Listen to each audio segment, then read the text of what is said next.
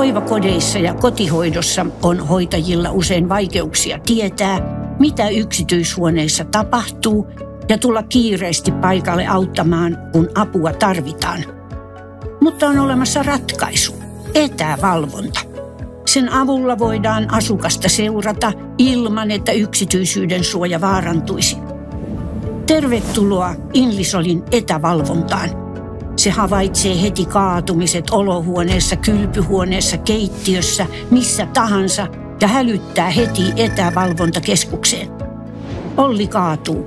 Hoitajat kuulevat ääniviestin, juoksevat heti paikalle häntä auttamaan.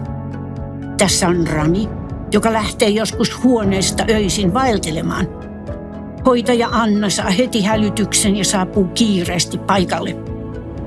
On monia kuin Rami, ihmisiä, jotka eivät hallitse kehoaan.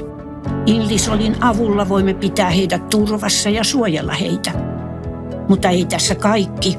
Inlisolin avulla voidaan päästä helposti asukkaan tietoihin ja seurata esimerkiksi unen laatua. Näin löydetään myös tehokkain hoito. Miten tämä ihme toimii? Asennetaan yksinkertaisesti anturi seinään, yhdistetään wifi-verkkoon ja vastaanotetaan tiedot ja hälytykset laitteella, jonka valitset.